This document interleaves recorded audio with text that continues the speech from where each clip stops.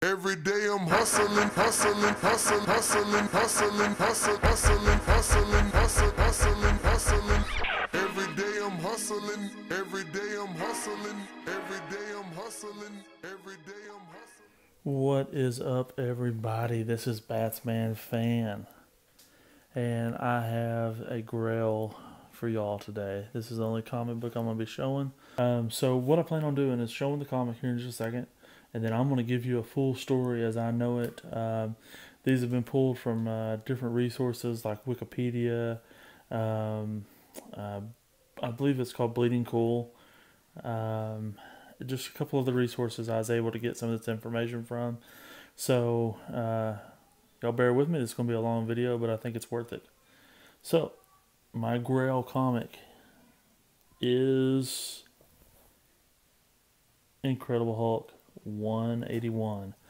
This comic is from 1974. It is the first full Wolverine story.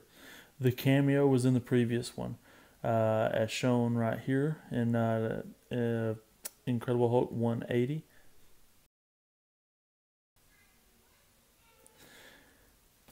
This is the story starts out by him being a Canadian super agent, and he's sent to stop the Hulk and Wendigo. So let's ask ourselves, who is Wolverine? For those who don't fully know, even I didn't know some of this. I don't claim to be a comic book expert either. I've watched all the movies, read a few comics, but I don't claim to be an expert, okay? So, who was he? He was born James Howlett in Cold Lake, Alberta, Canada during the late 1880s. He's purportedly born to rich farm owners John and Elizabeth Howlett, though he's actually the illegitimate son of the Howlett's groundskeeper, Thomas Logan, hence the name Logan. He's a mutant who possesses animal keen senses, enhanced physical capabilities, and a powerful regenerative ability known as the healing factor. He was in World War I with the Canadian military. He spent time in Madripoor before settling in Japan, where he marries Itsu, and he had a son named Dakin, of who he is unaware of for years. During World War II, Logan also teamed up with Captain America and continued a career as a soldier of fortune. He served with the 1st Canadian Parachute Battalion during D-Day, and he later was in the CIA. He was recruited by Team X, where he was given false memories and adamantium. His first mission as a member of the Canadian government's Department H was to stop the destruction caused by a brawl between the Hulk and the Wendigo. Or the Wendigo, I'm not sure how to pronounce that. But read 180 to understand more of that story. That's where it begins. He's been a member of the X-Men, Alpha Flight, and the Avengers. Like I said earlier, his first appearance was in the last panel of the Incredible Hulk number 180. I'll show it again here.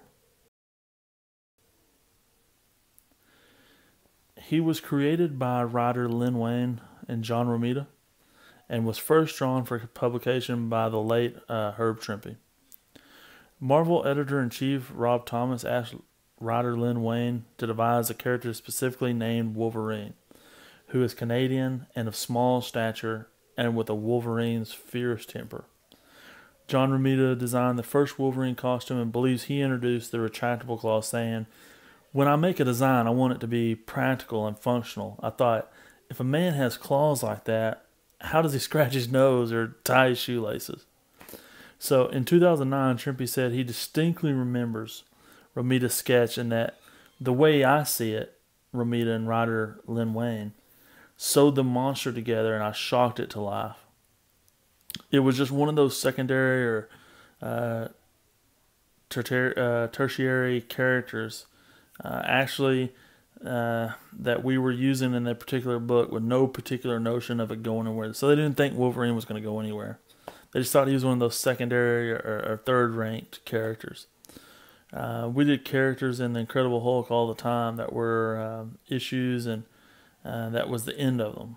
Though often credited as co-creator, Trimpe adamantly denied having had any role in Wolverine's creation. And Herb, he unfortunately passed away earlier this year. I believe it was, I say earlier, I think it was maybe back in June or July. I'll show you one of my Herb Trimpe CGCSS signatures here.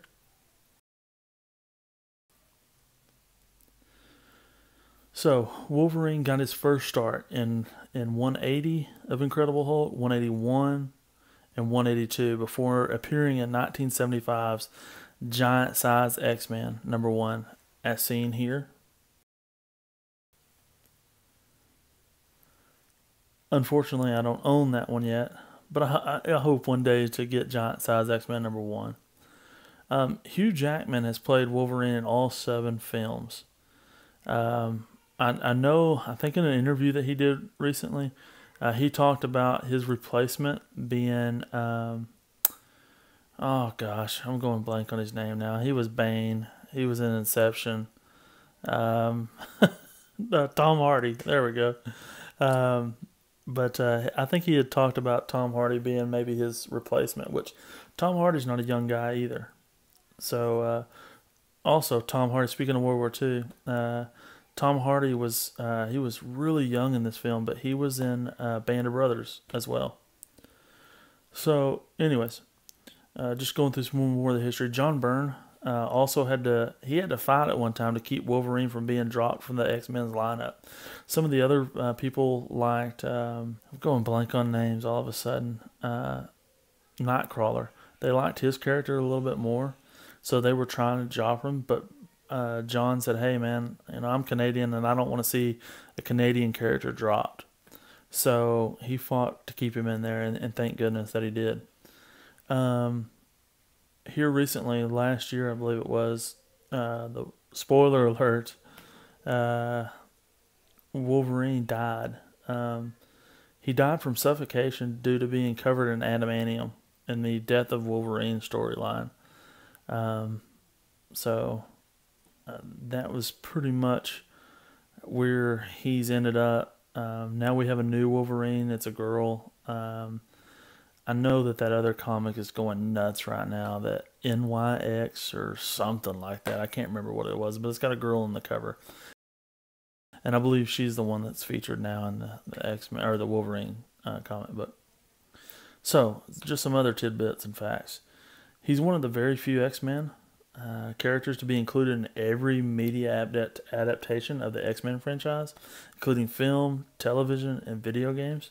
For me personally, I was introduced to Wolverine at a young age from the Secret Wars toy line, and I'll show you that figure right here. And then my second introduction to Wolverine was through the Toy Biz toy line, and then also through the 1992 X-Men cartoon. I'll show those here.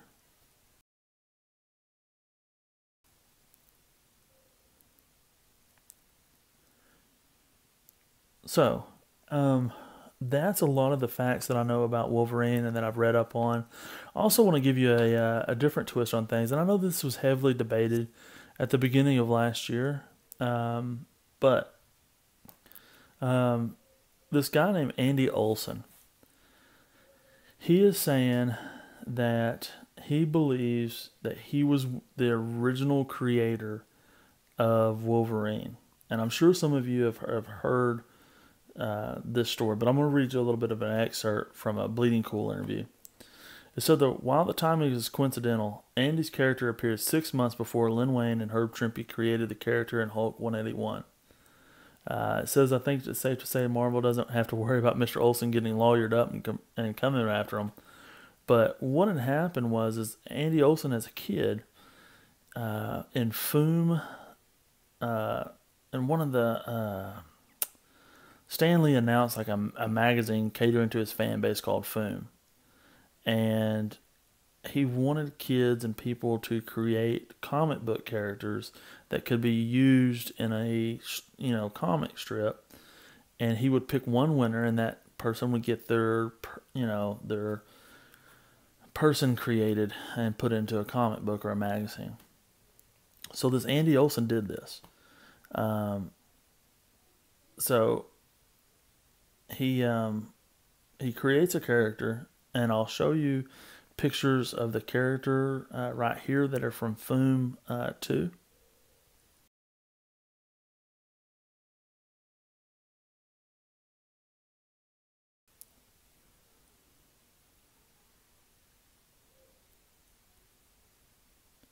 So he created Wolverine. I mean, he actually called him the Wolverine, and it was a cyborg that had a human's outer body, but it was a cyborg, sort of like the Terminator, if you will, for lack of a better way. I just want you to have a way to think about it. But he had heard of this creature called Wolverine. From what he knew of it, it was reputed to be pound for pound the meanest animal on earth. Not even grizzly bears would tangle with one. So it was a worthy attitude to have when fighting crime. So he called it Wolverine.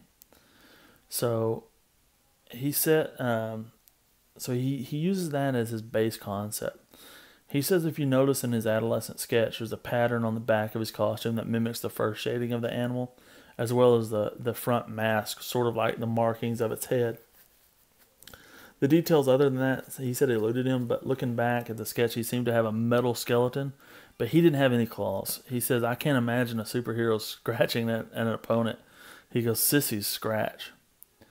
So, to his surprise, though, he entered he entered his Wolverine, and he had another one that was a villain, and that name's eluding me at the moment. But he had a villain that he also created. But he said this guy, or this kid that ended up winning it, he had a person called like Who Man, like sort of like He Man, but it's Who Man. But he was just excited to be featured in the comic book, and I mean you can see it. It's plainly featured in Foom number 2, which that comic book's got a lot of value to it. If you can get a hold of that, it seems that those are still bringing like $100 plus. But anyways, he says that he was excited about, he didn't get any money for it, didn't get a trophy, didn't get any notice other than just reprinted in the sketches in an obscure fan magazine. But he was so excited that he went to his uncle, who was an established commercial artist on Madison Avenue. That's in New York City, if you don't know. Who replied, "You did what? You idiot. Don't you know what these guys did? They pulled ideas from you kids, make money off of it, and paid you nothing." Probably, he's saying that probably my uncle used some other colorful words too, but that's the best he could remember. And he said he felt rather used and stupid after the fact. Who knows? I know this one's been debated quite a bit, but it is pretty cool. I mean, and part of it, him would have to hate that, but part of it, that's pretty cool that you name a superhero Wolverine, and then 6 months later, boom, there you are. You've got Wolverine, is a comic book character in the Incredible Hulk. So, I mean, I would think that would be pretty cool. I'd be pretty bummed about not having any royalties off that. But let's face it, folks, a lot of these original guys, that's why they have the comic book initiative and the Hero Fund and stuff like that, because they didn't make money off of this stuff either. These legends that we have, man, they are just not as, you would think they'd be very wealthy, but they're not. So let's talk about this comic real quick. It is a CGC Signature Series restored. It's got a color touch and a coupon cut out on the 10th page. Does not affect the story though. Nothing on that affects the story. It is signed by Stan Lee, and someone would, some may ask, well, why would you want one signed by Stan Lee? And Stan Lee had nothing to do with the creation of Wolverine. He didn't. He was still a major figurehead at Marvel at that time, but Stan Lee did help create the Hulk. I don't know if he had anything to do with Wendigo, but I know he had something major to do with the Hulk. He was a co-creator on that. So, anyways, thank you all very much for watching. I've got to slide some extra pictures in here, so I'm at 14 minutes right now. I don't want to run over my 15-minute mark. I like to keep my videos nice, short, sweet, but absolutely an epic grab for me. I spent right around $425 for this. I thought I stole it. I thought that was a great deal. I could be wrong. Let me know what y'all think. But that's the most I've ever spent on a comic in one setting, and I thought I stole it at that. So y'all have a great night. Thank y'all very much. Great day. Thanks for watching. awesome.